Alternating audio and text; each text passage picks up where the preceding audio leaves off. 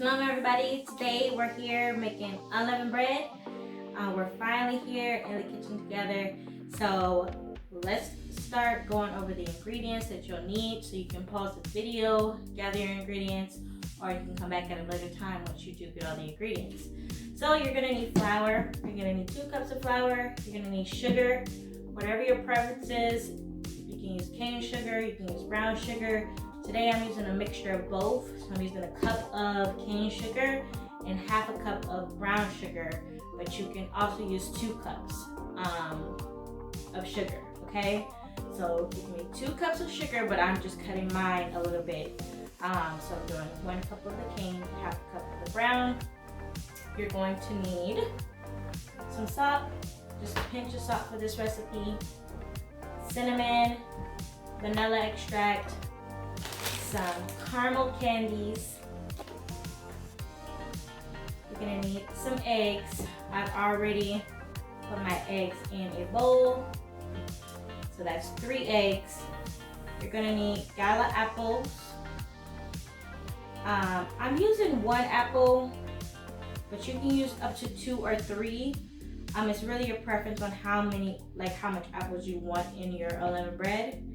And then I'm also using 2 sticks of butter and half a stick of cream cheese. You can use up to a stick of cream cheese and up to 3 sticks of butter, but today I'm using 2 sticks of butter, half stick of cream cheese, okay? Some tools you're gonna need, of course you're gonna need measuring cups. You wanna get your measuring cup, and then a knife to scrape off the top with the edge of your knife, okay? That's just to get a clear and accurate measure of your flour and sugar. You're gonna need some form of blender. Now if you wanna whip it up with a fork, spoon, whatever you wanna use, you can. If you have a fancy blender, go ahead and get that, but I'm gonna be using a handheld blender today. So make sure you have something to blend all your ingredients up. Get you some bowls. You're gonna be mixing a few dry, wet ingredients, so get you a few bowls. I have 3, as you can see. You're gonna need a knife to cut your apple, cutting board, and of course a peeler. You wanna peel your apples. Now I've tried this recipe without peeling the apples, and it was a no-go. So make sure you do peel your apples before you do this unleavened bread recipe, okay? Also get you a little measuring spoon, just so you can be a little more accurate with your smaller ingredients. And this handy dandy tool, okay? The silicone baking spatula. I love this as I'm mixing my ingredients and pouring the batter into the pans. It makes life so much easier. So if you don't have one of these, you want to get you one, okay? So I think that's it for everything you're gonna need. I know it seems quite a bit, but this is a little more fancier unleavened bread. As you guys know, there's a variety of different unleavened bread recipes out there, from sweet to savory. And today we are making a very sweet and delicious caramel cinnamon, look, I'm trying to come up with a name. Carmel Apple cinnamon unleavened bread. Okay, that's the name we're going with. It's a caramel apple unleavened bread. And yeah, let's get started. So first I'm gonna go ahead and caramelize my apples, because we want this to cool down before we actually mix it in the other ingredients. So I'm gonna start with that first. So in the pan I have half a stick of butter. I'm gonna put a cup of brown sugar, some cinnamon, just sprinkle some cinnamon in there, and then I'm gonna be cooking down all of that with the apples to make it caramelize, okay? So I'm gonna get that started, and then I'll be back. Okay, so our caramelized apples are done. Let me come closer so you can see. You want a consistency that's pretty thick.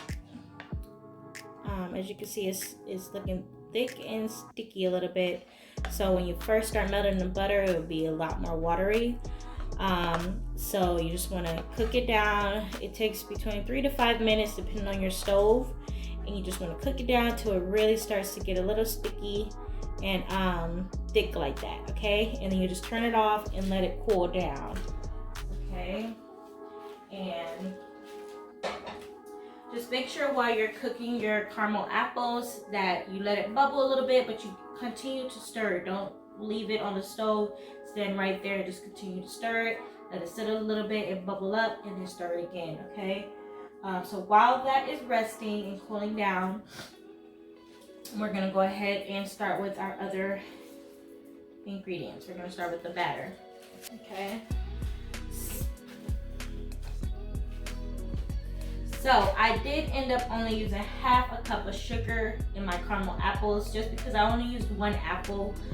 So if you do decide to use 2, go ahead and use the whole cup of sugar to make your glaze. But again, I just used 1 apple, so I used half a cup of sugar.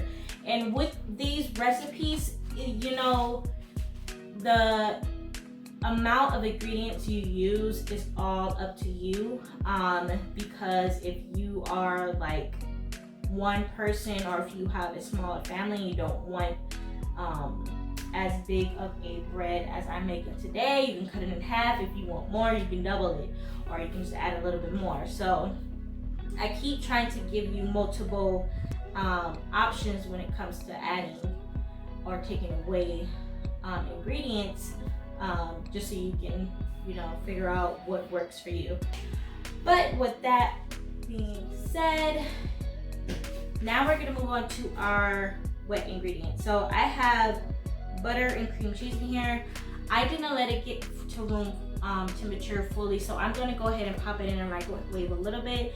And I wanted to show you guys just so you can see how that looks for people that are on a time crunch and just maybe forgot to take it out and let it sit out on the counter, or if you just don't have time in general. This is a great idea. Just pop it in a bowl, a microwavable bowl, and we're gonna put it in there for like, I'm gonna start it off at 20 seconds, and we're gonna see what it looks like, okay?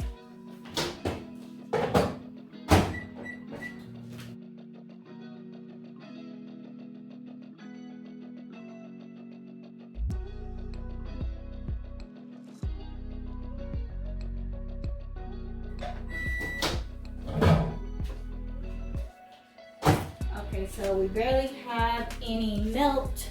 I want it to be a lot more melted than that, so I'm gonna pop it back in for another 20 seconds.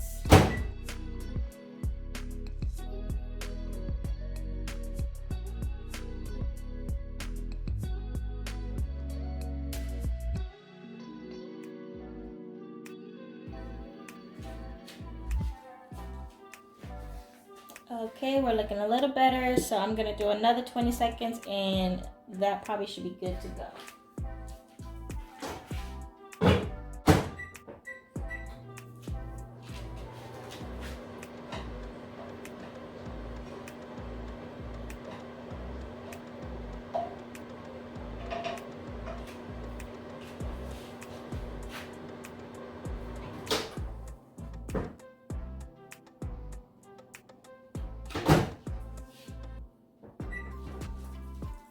Okay, I checked it at 15 seconds, and this is what I'm looking for, so I'm gonna just leave it at that and move on. Okay, so we have our butter and cream cheese. We're gonna add some vanilla. I'm going to do a tablespoon of vanilla extract. I love vanilla extract. So we're gonna do a tablespoon of that. And with my spatula, I'm just gonna mix that all together. I hope you're following along. It's always fun learning new recipes, so I really hope this one is inspiring you to try it. It's like this is not one of my go-to recipes. But since it's the Feast of Unleavened Bread and my husband requested it, we are doing it a little more fancy unleavened bread. But Lord's will, I will get some of my go-to unleavened bread recipes up as well. So I'm gonna take my blender, I'm gonna finish blending it up.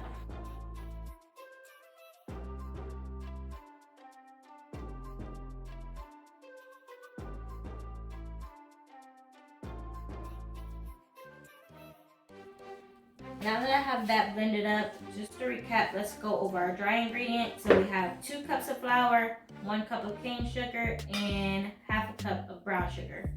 So I'm gonna mix that all up. I'm just gonna mix these 2 sugars with the flour really well. And then I'm gonna add a pinch of salt.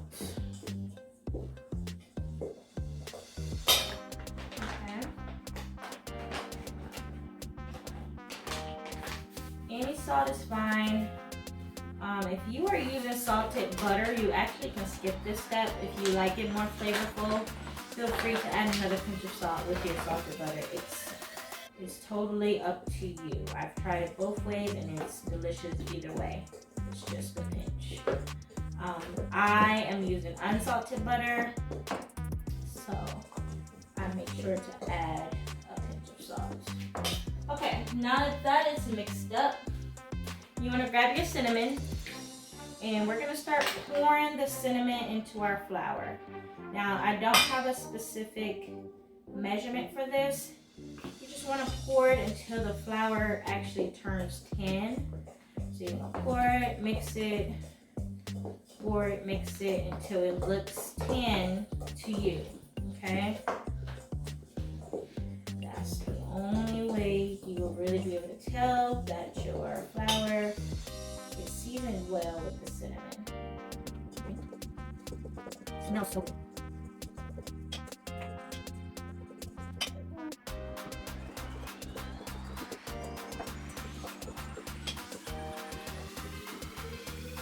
Another way to tell is you can smell it. If you don't really smell the cinnamon, keep pouring.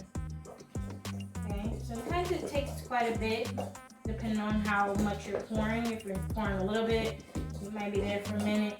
Pour a good amount each time. You can't really go wrong here with the cinnamon and the flour. So, I feel like you have to like pour tiny amounts each time.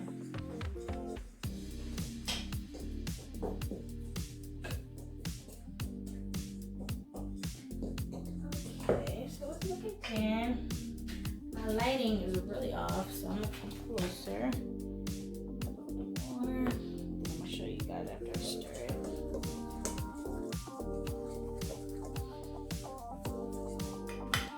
So you see that? It's looking pretty tan. I'm gonna do a little more.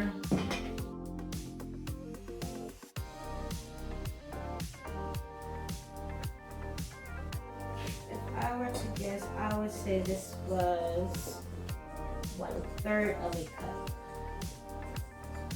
So if you want to give 1/3 of a cup a try, give that a try, and that'll be your starting point. Okay, one more sprinkle. Okay, so this is done. Our dry ingredients are mixed up well. Okay. So good. It's my cinnamon toast crunch. Okay, so now we got everything ready, y'all. It's time to just assemble. We're gonna not forget about our caramelized apples over here, and we're gonna get everything ready. So go ahead at this point, preheat your oven to 400. Now this temperature is a little higher because we're working with more of a wet ingredient, a fruit like apples, where it adds moisture into your cake, your unleavened cake. I'm gonna start mixing in my wet and dry ingredients. As I have 3 eggs in a separate bowl, and I'm gonna mix that in when the batter starts getting dry.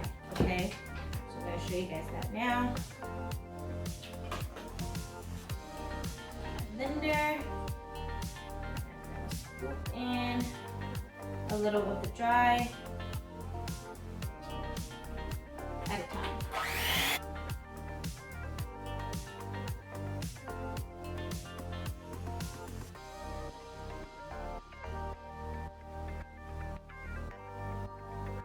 So at this point, my batter is getting a little dry, so I'm gonna add one of my eggs in. Now they're all in here together, but it's still separated where if I pour, one will fall in, okay? So I wanted to explain that real quick, but for the rest of the time, you're gonna just see me adding them, and you should know when I'm adding it, it's because the batter is starting to get dry, okay? So let's go. One egg. Good. Let's go.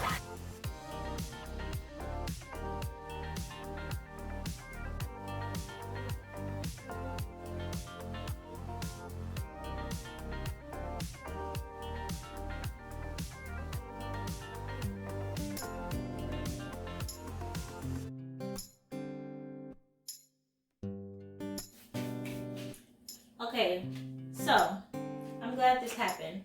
Now, sometimes when you buy store eggs, they might say large eggs, but the sizes are very different. Do you see that? Maybe hard for you to tell on camera, but see that? So what happened was 2 of my eggs were pretty big, and then the third one, as I was putting it in, I noticed that it was really small. So what I'm gonna do, I'm gonna look for the smallest ones in this cart, and I'm gonna add 2 more eggs.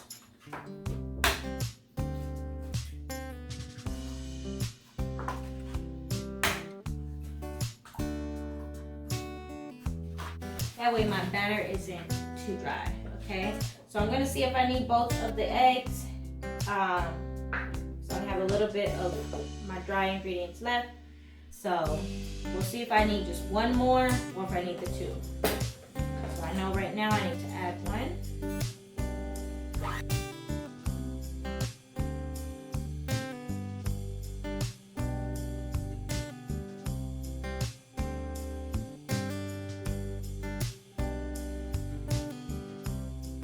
Grab your handy dandy silicone spatula and scrape the sides. You want to make sure you're scraping the sides as you're blending as well. I hope you guys saw me doing that. But this tool is so helpful, you guys. It really gets everything off the sides of the bowl. So I'm gonna scrape that off and blend a little more.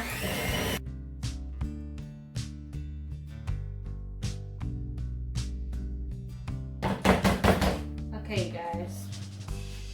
So we are done with this, but this is the consistency, and it's fine because we do still have our apples. So you see how it still runs, but it's thick. That's the consistency you're looking for. If it was a little looser, like a tad bit looser, it'll be good as well. But this is good. Make sure your batter is falling off your spatula like that, and you should be good to go, okay? So now I'm gonna add in those beautiful caramelized apples. And we're gonna fold them in.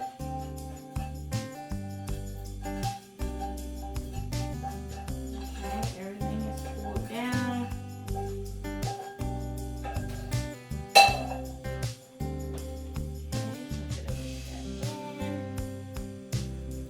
I'm gonna show you guys what I was talking about, how it changed the consistency a little bit, which made it perfect.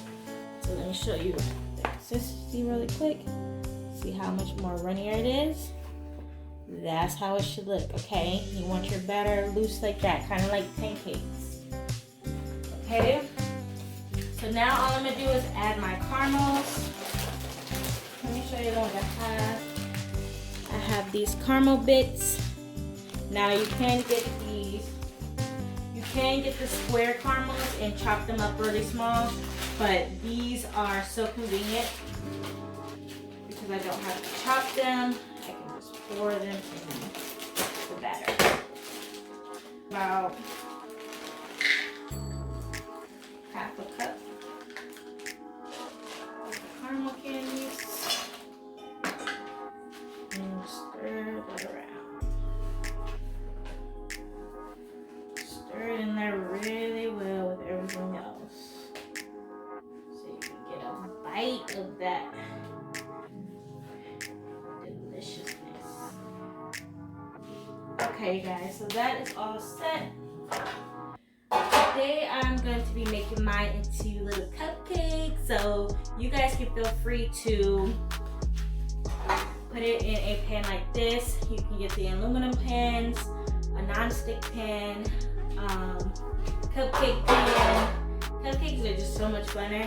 And then a sister told me about these cute little silicone cupcake, what do they call it? Cupcake wrappers. So I'm just gonna put them inside the cupcake dishes, and I'm gonna spray down the pan, just because if anything falls, it's easy to clean up, like wipe off. So I'm gonna place these in there. Nothing's gonna happen to your silicone wraps for spraying the pan. It's gonna be perfectly fine. So I'm just gonna put them all in here. Then I'm gonna spray them a little bit. They don't need them, but I just like to spray them anyway. So now, what we're gonna do, you can put your batter in one of these to help make pouring a lot easier, or you can just pour it in there, or you can scoop it out with a spoon, whatever you choose. I'm gonna go ahead and use this today. So this is just a regular measured cup with a nozzle to make pouring easier.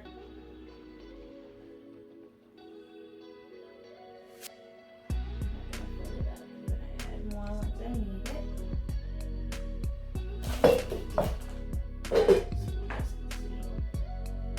I should be cleaning up as I go, y'all, but this is my life. So I'm gonna just pour some in the cupcakes, just like that, put it to the top. And like I said, if you're just using a pan, all you gotta do is dump it in the pan, tap it, and move on. Set it in the oven.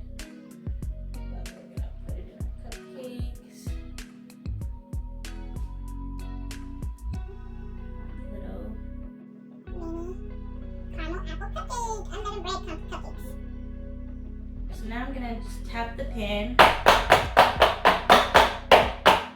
make them all even. This is what it looks like. And we're gonna go ahead and put it in the oven. Remember our oven is set to 400 degrees. So we're gonna put these in here for about 20-25 minutes. I'm gonna come back and check at 15 minutes. So set your timers with me and let's check it at 15 minutes.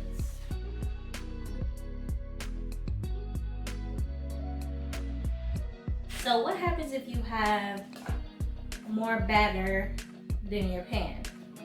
Because I had 12 cupcake pans and I still have some batter left. So I have these cute little bread tins, or the aluminum pans.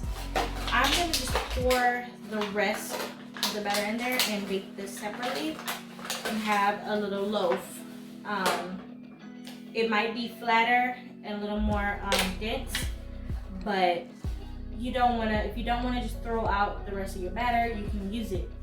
So that's what I'm going to do. I'm just gonna put the rest in here.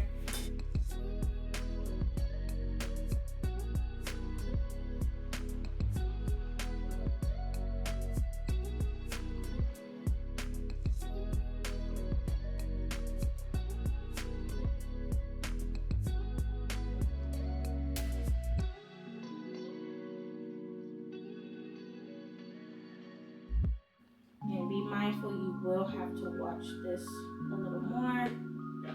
I had a good amount left over, so there's actually quite a lot in here. Don't forget to spray down your pan.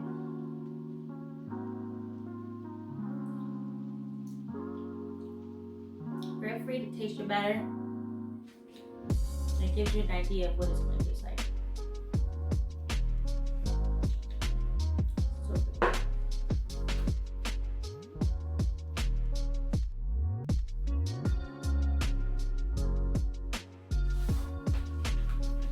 So as you can see, I had quite a bit left over. So that's gonna be a good sized loaf of bread. So I'm gonna go ahead and clean up my area while that bakes, and when it's done, I'll be back to show you guys the results. Okay guys, we're all finished. So our cupcakes and our loaf is done. The cupcakes took about 30 minutes. I checked it at 15. I put it back in for 10 minutes, set the timer, and then at 10 minutes, I stuck a toothpick in there, and it was pulling out a little bit wet, so I let it stay in for another 5 minutes. And once that 5 minutes hit, I took it out the oven and let it sit.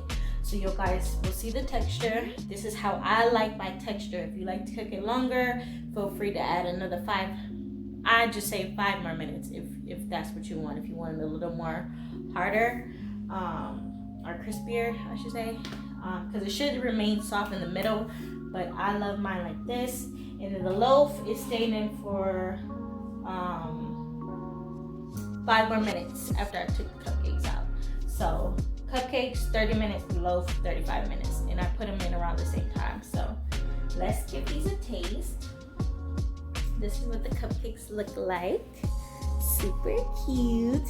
So this is the color of mine. It's like a light gold, light brown, let me see. And then you see the edges are a little darker. So that's kind of what you're looking for. Some people like it a little darker, but I don't. This is how I like it. And you see how easy they just slide out the silicone cupcake wrapper. So I'm gonna actually split it down the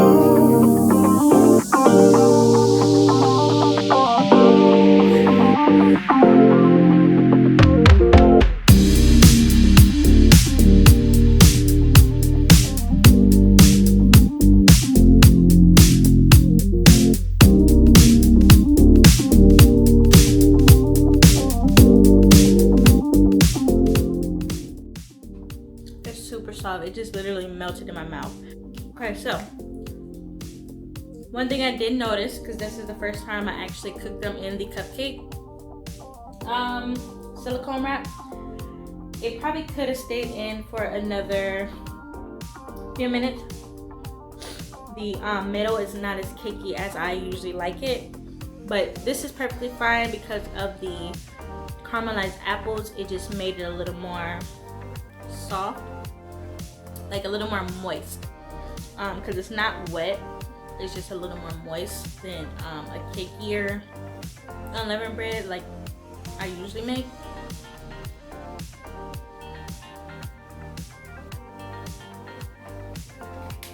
I'm gonna cut into the loaf to see what this one looks like. Yeah, I can't stop eating it. So the loaf is exactly the same. I don't know if you guys can see that. It's just a tad bit moist, where it could have set in a little longer, maybe like 3 to 5 minutes longer. And then it's not too late. Like, you can still pop it back in and just make sure you set your timer for like 3 to 5 minutes, and you should be good to go. But if you like it like this, like me, just go on about your business, because the it just has that caramel, moist caramel flavor in the middle. But that's all for our caramel apple unleavened bread. Please stay tuned. I will be doing another video on a more basic unleavened bread recipe. So if you really want something that's just like dump and go, make sure you stay tuned and come back so you can catch that video. That one will be our butterscotch unleavened bread. So I really look forward to seeing you all. And as always, I'll catch you next time.